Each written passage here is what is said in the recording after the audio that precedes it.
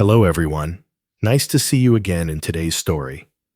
If you find it interesting, please like and subscribe to my channel. Imagine waking up one morning and discovering that every struggle in your life, every physical ailment, every moment of confusion and pain stems from a single horrifying truth, one that isn't even your fault. You realize that your trembling hands, your difficulty breathing, your clouded thoughts all trace back to decisions made before you were even born. Your parents, driven by an obsession with keeping bloodlines pure, have condemned you to a life of suffering. You discover that your mother is your cousin, your father is your uncle, your grandmother is also your great aunt. The family tree doesn't branch. It's a twisted vine choking itself in its own coils. You are not the product of love, but of a calculated breeding program designed to preserve power and wealth with no regard for the human cost. This isn't fiction. This was reality for countless women throughout history, trapped in a web of genetic destiny that they never chose. Before diving into these forgotten stories of survival and suffering, if you enjoy learning about the hidden truths of history, consider hitting that like button and subscribing for more content like this, and please comment below to let me know where you're listening from. I find it incredible that we're exploring these ancient stories together from different parts of the world, connected across time and space by our shared curiosity about the past. To understand these women's stories, we must first understand the twisted logic that created their suffering. For century European royalty believed that marrying within their own bloodlines would preserve their divine right to rule. They saw their blue blood as literally different from that of commoners, purer, more sacred, blessed by God Himself. The practice was so common that by the 16th century, European royal families were essentially one massive interconnected web of cousins, marrying cousins, uncles, marrying nieces, and siblings, producing children who would rule empires. What they didn't understand, what they couldn't understand, was that they were creating a genetic nightmare that would echo through generations. The Habsburg family of Austria and Spain perfected this art of self-destruction. Their family motto might as well have been, "Let others wage wars, you, happy Austria, marry." But their marriages weren't happy. They were calculated genetic disasters that produced some of history's most tragic figures. Our first story takes us to Vienna, 1634. In the shadowed corridors of the Hofburg Palace, a child is born who will never know a day without pain. Maria Anna of Austria enters the world with the Habsburg curse already written in her genes, the result of generations of cousins marrying cousins of a family tree. So tangled, it resembles a noose. From her earliest memories, Maria Anna knows she is different. While other children run and play, she struggles to walk. Her spine curves unnaturally, forcing her into a hunched posture that makes breathing difficult. Her jaw protrudes so severely that she can barely eat. Solid food servants must cut her meat into tiny pieces, and even then, meals become exhausting orals of careful chewing and cautious swallowing. But Maria Anna's physical struggles pale beside the psychological torment of understanding why she suffers. She grows up, surrounded by portraits of her ancestors, and in each painted face she sees echoes of her own deformities. Here, an uncle with the same protruding jaw; there, a grandmother with the same curved spine. She realizes with the terrible clarity that only comes with suffering that she is not unique. She is the latest victim in a long line of genetic catastrophe. The palace physicians, with their bloodletting and their prayers, can offer no relief. They whisper among themselves about the Habsburg curse, but never in her presence. To her face, they speak of mysterious ailments and God's will, never admitting the truth that everyone knows but no one dares speak, that her suffering is the direct result of her parents' and grandparents' obsession with keeping their bloodline pure. Maria Anna spends her days in dim rooms, curtains drawn, to hide her from the world, and the world from her. She learns to read voraciously, her sharp mind, one of the few parts of her body that functions properly. In books. She finds worlds where bloodlines don't matter, where people marry for love instead of lineage, where children aren't born carrying the sins of their ancestors in their very bones. But reality always intrudes. Court. Physicians examine her regularly, documenting her deformities with clinical detachment. They measure the curve of her spine, the protrusion of her jaw, the weakness in her limbs. She becomes not a person, but a case study, a living example of what happens when genetics go wrong. The loneliness is perhaps worse than the pain. Potential suitors, all of them also. Her cousins recoil when they see her marriage negotiations begin and end quickly. Once her condition becomes known, she remains unwed not by choice but by circumstance, even in a world where cousin marriage is normal. Her deformities are too severe to overlook. Maria Anna dies young, at 32, her body finally surrendering to the accumulated weight of genetic damage. Her death certificate lists various ailments, but the real cause is never written down. She died because generations of her ancestors chose power over humanity, purity over compassion. From Austria, our story moves to Spain, to perhaps the most tragic figure in this dark tapestry, Joanna of Castile, known to history as Juana Loca, or Joanna the Mad-Born in 1479. To Isabella and Ferdinand, the Catholic monarchs who expelled Jews and Muslims from Spain and funded Columbus's voyages, Joanna seemed destined for greatness. Instead, she became a cautionary tale about the price of keeping bloodlines pure. Joanna's madness wasn't apparent in childhood. She was intelligent, educated, fluent in multiple languages. But the seeds of her destruction were already planted in her genes. Her parents were cousins, part of the same interconnected web of European royalty that had been marrying within itself for generations. The first signs appeared after her marriage to Philip the Handsome of Burgundy. The union was arranged to strengthen political alliances, but it became a psychological battleground. Philip was unfaithful, cold, manipulative. Joanna's response was intense, obsessive love that others interpreted as madness. But was it really madness? Or was it the natural response of a woman trapped in an impossible situation? Joanna had been raised to believe that marriage was her highest calling, that producing heirs was her sacred duty. When that marriage became a source of constant humiliation and pain, her mind fractured under the pressure. The real tragedy began. When Philip died suddenly in 1506, Joanna's grief transformed into something darker, more obsessive. She refused to allow his burial, traveling across Spain with his coffin, opening it regularly to kiss his decomposing corpse. The image is horrifying, but it speaks to a deeper truth about her condition. She had been so isolated, so deprived of genuine human connection, that even death couldn't break her attachment to the one person who had shown her attention.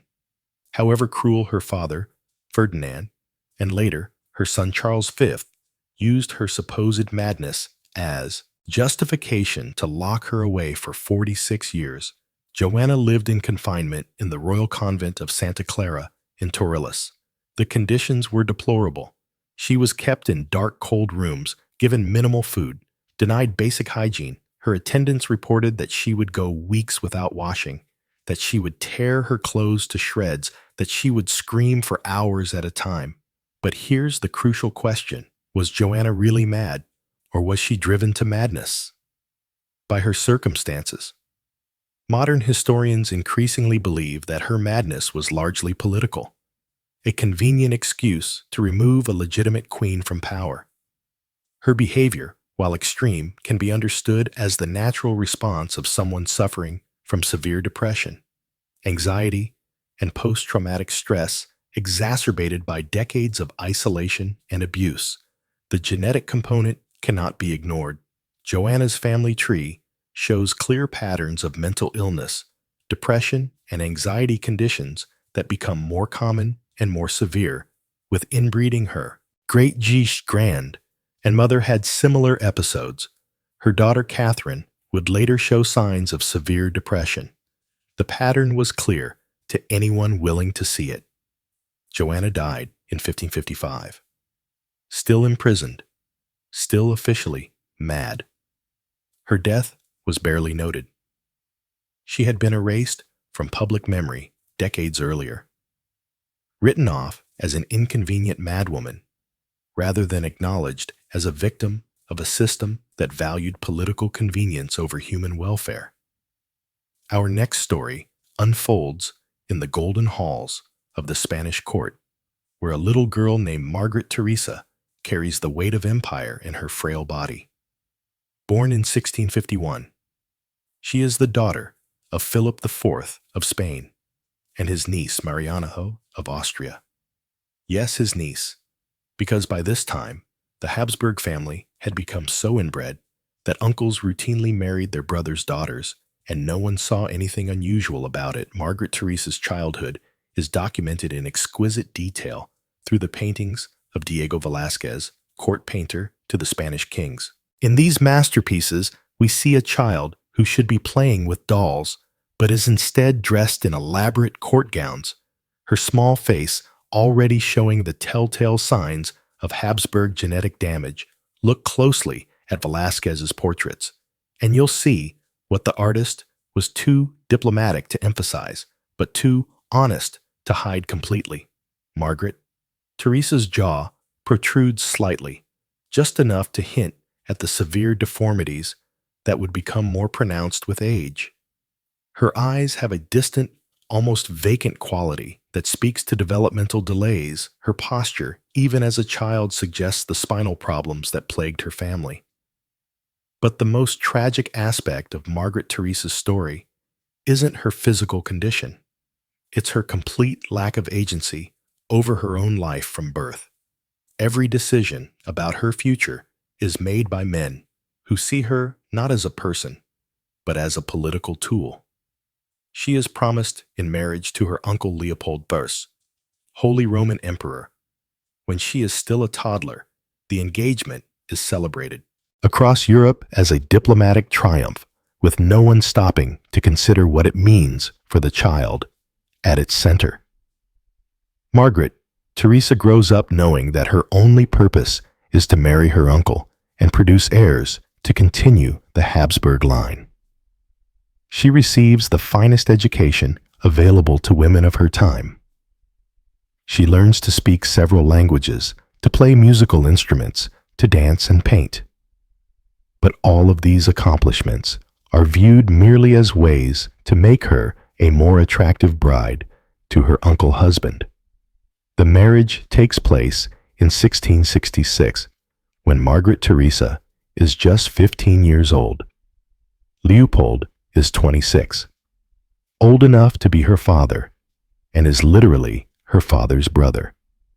The wedding is celebrated with elaborate ceremonies and public festivities. But for Margaret Teresa, it represents the end of whatever childhood she had left.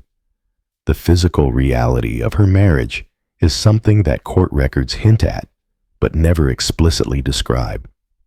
Margaret Teresa is expected to produce children immediately despite her young age and frail health. The pressure is immense. The continuation of the Habsburg dynasty depends on her ability to give birth to healthy heirs. She does become pregnant multiple times, but the results are tragic. Her first child, a daughter, lives only a few months. Her second pregnancy ends in miscarriage when she finally gives birth to a son who survives infancy. The relief at court is palpable until it becomes clear that the child has inherited the full spectrum of Habsburg genetic problems. Margaret Theresa herself grows weaker with each pregnancy. The combination of inbreeding related health problems and the physical strain of constant childbearing takes a severe toll on her body. She suffers from what modern doctors would recognize as severe anemia, respiratory problems, and possibly epilepsy. Court physicians document her decline with clinical precision. They note her increasing difficulty with speech, her frequent seizures, her inability to keep food down. But they never connect these symptoms to the obvious cause, the genetic damage caused by generations of inbreeding. Margaret Theresa dies in 1673, just 6 years after her marriage at the age of 21. Official records list the cause of death as fever, but the reality is that her body simply gave up under the accumulated weight of genetic defects and physical trauma. Her death is mourned throughout the empire, but not for the right reasons. Courtiers and diplomats lament the loss of a potential source of heirs, not the tragedy of a young woman whose life was sacrificed to preserve a bloodline that was already poisoned beyond redemption. Our journey now takes us to the glittering court of Versailles, where behind the elaborate ceremonies and magnificent architecture, a Spanish princess named Anna of Austria struggles with the hidden costs of her Habsburg heritage, born in 6001. She is the daughter of Philip III of Spain and Margaret of Austria. Yet another uncle-niece pairing that was considered not just normal, but desirable among European royalty. Anna's early life in Madrid follows the familiar pattern of royal inbreeding. Consequences, she develops slowly as a child, showing the characteristic learning difficulties that plagued many Habsburg descendants. Her jaw protrudes noticeably, making speech difficult and eating laborious. But perhaps most tragically, she exhibits signs of what modern medicine would recognize as severe anxiety and depression conditions that make her daily life a constant struggle. In 1615, at age 14, Anna is married to Louis XIII of France as part of a complex diplomatic arrangement. The marriage is meant to cement peace between Spain and France, two powers that had been at war for decades. What no one considers is the psychological impact on Anna herself. She is torn from everything familiar and thrust into a foreign court where she is expected to immediately adapt to new customs, a new language, and a new role as queen. The French court initially welcomes her with elaborate celebrations, but the reality of her situation quickly becomes apparent. Louis XIII is a cold, distant husband who shows little interest in his young wife. He is dealing with his own psychological issues. Modern historians believe he suffered from severe depression and possible homosexuality in an era when such feelings could not be acknowledged, let alone acted upon. Anna finds herself trapped between two impossible expectations as Queen of France. She is expected to produce male heirs to secure the succession, but as a Habsburg, she carries genetic defects that make healthy childbearing extremely difficult. Her first several pregnancies end in miscarriage or infant death, each loss adding to her depression and anxiety. The court physicians, following the medical understanding of their time, blame Anna for these failures. They subject her to increasingly painful and humiliating treatments, bloodletting, purging, bizarre dietary restrictions. They examine her intimate areas, regularly looking for signs of what they call defects in her feminine nature. No one considers that the problem might lie in the genetic inheritance she received from generations of cousin marriages. Anna's isolation deepens as years pass without a surviving heir. She becomes the target of court gossip and political intrigue. Nobles whisper that she is cursed, that God disapproves of the Spanish marriage, that France needs a new queen. The pressure becomes so intense that Anna begins to show signs of what modern medicine would recognize as severe agoraphobia. She becomes afraid to appear in public, spending days at a time hidden in her private apartments. Her relationship with Louis XIII deteriorates further as both partners blame each other for their childlessness. They begin living essentially separate lives, coming together only when court protocol demands it. Anna turns to religion for comfort, spending hours in prayer and developing an almost obsessive devotion to Catholic ritual. The miracle, when it finally comes, seems almost too good to be true. After 23 years of marriage, Anna gives birth to a healthy son, the future Louis XIV, the Sun King. The birth is celebrated throughout France as a sign of divine favor, but for Anna, it represents both triumph and renewed terror. She knows that her primary value lies in her ability to produce heirs, and now she faces the pressure to repeat this success. A second son, Philippe, is born 2 years later, securing the succession and finally giving Anna some relief from the constant pressure, but the physical and emotional toll of her years of suffering cannot be undone. Anna remains a deeply anxious, depressed woman who finds little joy even in her eventual success. As a mother, her later years are marked by increasing physical problems, digestive issues, respiratory difficulties, and what court doctors describe as melancholy. Attacks that leave her bedridden for days at a time. Modern analysis of her symptoms suggests she suffered from the anxiety disorders and depression that ran in Habsburg bloodlines, conditions exacerbated by the trauma of her early marriage experiences. Anna dies in 1666, having outlived her husband and seen her son established as one of Europe's most powerful monarchs. But her legacy is not the political success that history books celebrate. It's the human cost of a system that treated women as breeding stock and ignored the genetic consequences of dynastic marriages, while Marie Antoinette is remembered primarily for her role in the French Revolution. Her story is also deeply connected to the Habsburg tradition of inbreeding and its consequences. Born in 1755, she was the daughter of Empress Maria Theresa of Austria and Francis III, Holy Roman Emperor. A marriage that, while not as closely related as some Habsburg unions, still carried the genetic legacy of centuries of cousin marriages. Marie Antoinette arrived in France in 1770 as a 14-year-old bride, carrying with her not just the hopes of the Austrian-French alliance, but also the hidden burden of Habsburg genetics, inheritance. Her famous portraits by artists like Elizabeth V.J. Lebrun show a beautiful woman, but they also reveal subtle signs of the family traits: the slightly protruding lower lip, the distinctive Habsburg jawline that had become more pronounced with each generation of inbreeding. But Marie Antoinette's real struggles weren't immediately visible. Like many Habsburg descendants, she suffered from what court physicians described as feminine difficulties, severe menstrual problems, frequent miscarriages, and what modern medicine would recognize as hormonal imbalances likely caused by genetic factors. Her marriage to the future.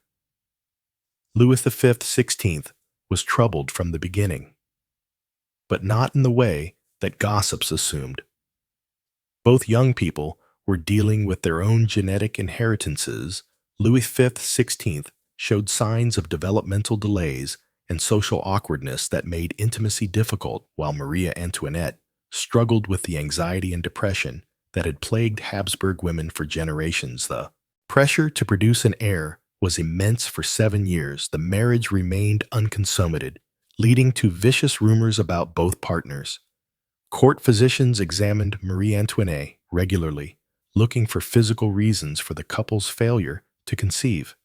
What they didn't understand was that both partners were dealing with psychological and possibly physical issues stemming from their inbred heritage. When Marie Antoinette finally did become pregnant, her difficulties continued. Her first pregnancy was marked by severe morning sickness, anxiety attacks, and what modern doctors would recognize as prenatal depression. Her daughter, Marie Thérèse, was born healthy, but subsequent pregnancies were marked by miscarriages and infant deaths that took a severe psychological toll. The most tragic aspect of Marie Antoinette's story is how her genetic inheritance intersected with the political catastrophe of the French Revolution. Her anxiety and depression, possibly exacerbated by inbreeding-related hormonal issues, made it difficult for her to navigate the complex political situation developing around her. Her tendency toward impulsive decisions and emotional outbursts, traits that might have been manageable in a stable political environment, became fatal flaws as France descended into revolution. Court observers noted her increasing erratic behavior as the political situation worsened. She would swing between periods of manic activity and deep depression, unable to maintain the consistent political judgment that the crisis demanded. Modern historians debate whether these mood swings were purely circumstantial or whether they reflected underlying psychiatric conditions common in Habsburg bloodlines. The famous phrase, "let them eat cake," which she probably never actually said, reflects the way her enemies used what might have been symptoms of genetic mental health issues to paint her as callous and out of touch. Her real tragedy wasn't callousness, but rather the opposite. She was overwhelmed by the suffering around her and lacked the psychological tools to cope effectively during her imprisonment and trial. Maria Antoinette showed remarkable courage, but also signs of the dissociative episodes that had affected other Habsburg women under extreme stress. Guards noted her periods of apparent confusion, her difficulty focusing on questions during interrogation, and her tendency to retreat into herself when faced with overwhelming pressure. Her execution in 1793 ended not just a life but a genetic line that had shaped European history for centuries. In her final moments, she reportedly showed the dignity that had always been her best trait, but also the resignation of someone who had never fully understood why her life had been so difficult to truly understand the scope of Habsburg genetic tragedy. We must examine not just individual women, but entire generations destroyed by the practice of inbreeding. The Spanish infantas of the late 17th and early 18th centuries represent perhaps the most concentrated example of genetic catastrophe in European royal history. These were the daughters and granddaughters of Charles II of Spain himself, so inbred that his genetic coefficient, a measure of how closely related his parents were, was higher than that of children born to brother-sister pairs.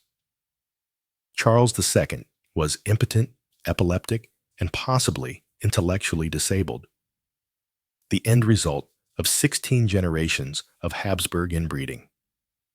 But Charles II's sisters and female cousins, the infantars, suffered perhaps even more than he did because they were expected to marry and produce children.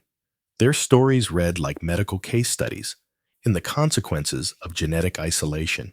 Maria Margherita, born in 1651, exhibited severe developmental delays from early childhood. Court records describe a child who couldn't speak clearly until age 7, who had difficulty walking, and who showed signs of what modern medicine would recognize as autism spectrum disorders. Yet, she was still considered marriageable because of her royal blood. Her sister Maria Theresa showed different but equally tragic symptoms. She suffered from what court physicians called falling sickness, almost certainly epilepsy, and had such severe respiratory problems that she could barely climb stairs. Her jaw was so malformed that she could eat only liquid foods, and her spine was curved to such a degree that she needed support to sit upright. These women grew up in the Alcazar of Madrid, a palace that had become more hospital than royal residents. Teams of physicians, surgeons, and priests attended to various royal children, all suffering from different manifestations of the same underlying genetic catastrophe. The palace records from this period read like a medical textbook on the consequences of inbreeding epilepsy. Developmental delays, physical deformities, immune system failures, and psychiatric disorders. Yet even in their suffering, these women were expected to fulfill their primary royal function. Producing heirs, marriage negotiations continued, despite their obvious unfitness for childbearing. European courts received detailed medical reports on their conditions, not out of concern for their welfare, but to assess their potential value. As breeding stock, Maria Margherita was eventually married to her cousin, Leopold I, Holy Roman Emperor, the same man who had previously been married to Margaret Theresa. The marriage was a disaster from the beginning. Maria Margherita's developmental delays made it impossible for her to understand her marital duties, while her physical problems made consummation extremely difficult. The psychological torture of these arrangements cannot be overstated. These women grew up knowing that their only value lay in their ability to produce children. Yet their genetic inheritance made healthy childbearing nearly impossible. They lived with the constant fear of pregnancy, knowing that each conception risked not only their own lives, but would likely produce children even more damaged than themselves. Court records from this period reveal the human cost in heartbreaking detail. Letters between royal women describe miscarriages, infant deaths, and the constant fear that accompanied each pregnancy. They write of children born so deformed that they couldn't survive outside the womb of babies who lived only days or weeks before succumbing to genetic defects. The psychological impact was devastating. Many of these women developed what modern psychiatry would recognize as severe anxiety disorders, depression, and post-traumatic stress. They became reclusive, afraid to appear in public, ashamed of their appearance and their failures as wives and mothers. Perhaps most tragically, they often blamed themselves for their inability to produce healthy heirs. The genetic science that would explain their condition wouldn't be developed for centuries, so they interpreted their struggles as personal failures or divine punishment. This self-blame added another layer of suffering to lives already overwhelmed by physical and emotional pain. To fully understand these women's stories, we must examine the genetic science that explains their suffering. When closely related individuals reproduce, their children have a higher chance of inheriting 2 copies of harmful recessive genes in a healthy, genetically diverse population. These harmful genes are usually masked by normal copies inherited from unrelated parents.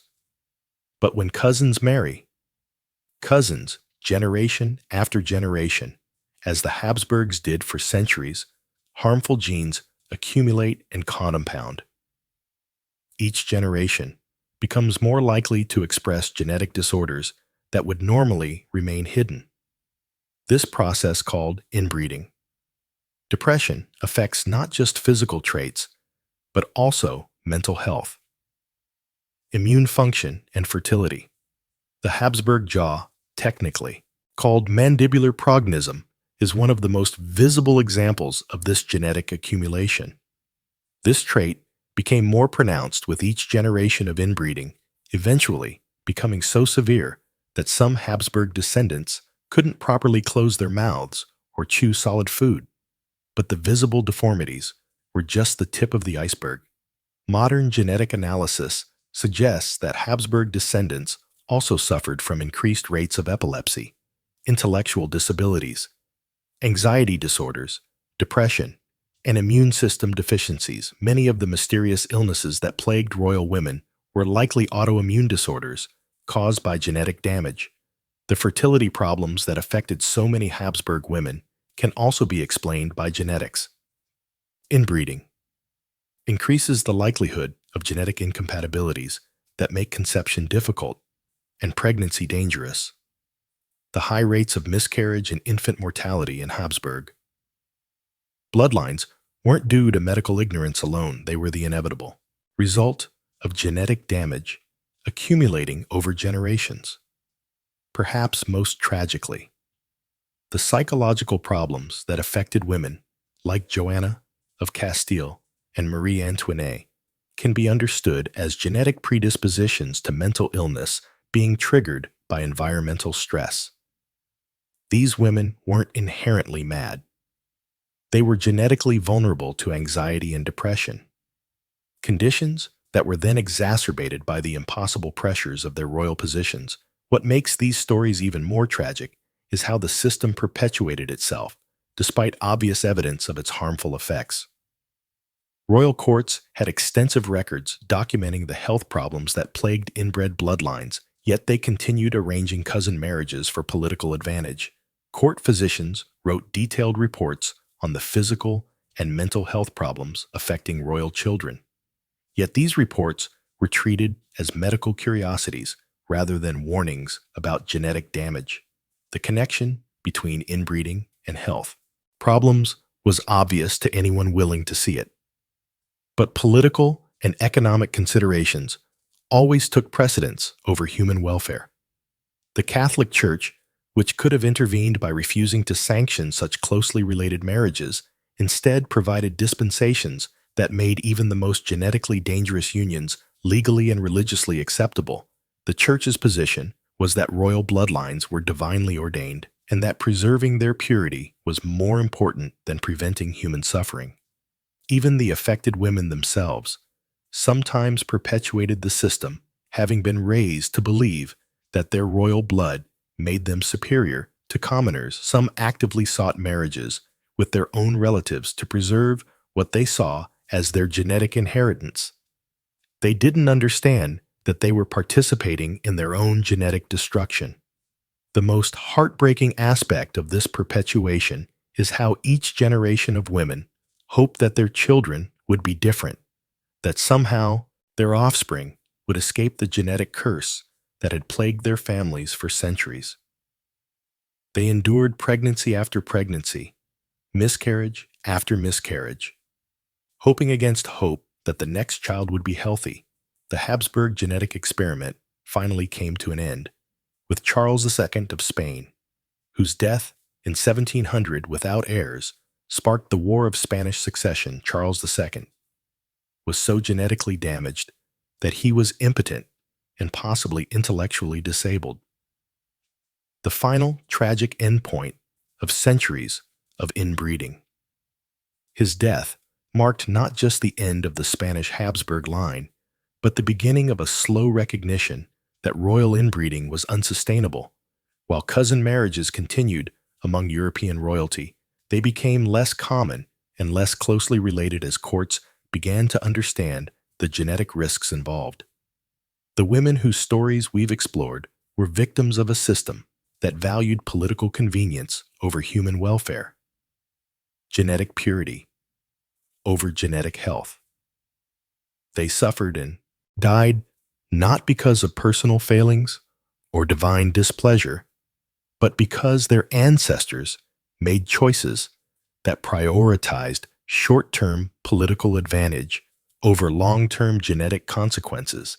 Their legacy is not just the historical record of their suffering, but the scientific understanding that grew from studying their condition. Modern genetics owes much to the tragic Habsburg experiment in inbreeding. Their pain contributed to our understanding of how genes work and why genetic diversity is essential for human health. While royal inbreeding on this scale is largely a thing of the past, the forces that created these tragedies still exist in different forms. Isolated communities around the world still practice cousin marriage, often with similar genetic consequences. The fundamental tension between preserving cultural traditions and protecting genetic health continues to play out in the various contexts more broadly. These stories remind us of the dangers of treating people as means to an end rather than as individuals deserving of dignity and choice. The Habsburg women were reduced to their reproductive function, valued only for their ability to produce male heirs and preserve bloodlines. Their individual needs, desires, and welfare were secondary to political considerations. This dehumanization isn't unique to royal courts of the past. Throughout history and continuing today, women have been reduced to their reproductive capacity, their worth measured by their ability to produce children for the benefit of others. The Habsburg tragedy is an extreme example of a pattern that continues in various forms worldwide. As we reach the end of these tragic stories, we must confront an uncomfortable truth. The suffering of these women served a purpose, though not the one their tormentors intended. Their pain, documented in court records and medical texts, provided crucial evidence for the development of modern genetics. The Habsburg genetic experiment, horrific as it was for those who lived through it, gave science invaluable data about the consequences of inbreeding. Modern understanding of recessive genes, genetic diversity, and hereditary disease patterns developed partly from studying the tragic outcomes of royal cousin marriages. This doesn't justify their suffering or diminish the horror of their experiences, but it does mean that their pain wasn't entirely meaningless. The knowledge gained from studying their condition has helped prevent similar tragedies and has contributed to our understanding of human genetics. The women we've discussed: Maria Anna of Austria, Joanna of Castile, Margaret, Teresa of Spain, Anna of Austria, Marie Antoinette, and the forgotten Spanish infantas were real people who lived real lives, filled with real suffering. They weren't just historical footnotes or genetic case studies. They were daughters, wives, mothers, and human beings who deserved better than the fate that genetics and politics conspired to give them. Their stories serve as a reminder of the importance of putting human welfare above political expediency, of recognizing the individual dignity of every person, regardless of their social status, and of understanding that even the most powerful institutions can perpetuate tremendous suffering when they lose sight of basic human values. Return with me now to that moment of terrible realization we imagined at the beginning, waking up to discover that your entire life has been shaped by decisions made before your birth, by ancestors who valued bloodline purity over human welfare, for the women whose stories we've explored. This wasn't imagination, but daily reality. They lived with the knowledge that their physical pain, their mental anguish, their reproductive failures, and their social isolation all stemmed from the same source, a genetic inheritance poisoned by generations of inbreeding. They carried not just their own suffering, but the accumulated weight of centuries of poor decisions made by people who should have known better. Yet, in their pain we find something profound about human resilience. Despite their circumstances, many of these women found ways to assert their humanity. Maria Anna became a scholar, finding intellectual freedom in a body that imprisoned her. Joanna maintained her fierce love even in madness. Margaret Teresa bore her suffering with dignity. Anna found solace in faith. Marie Antoinette faced death with courage.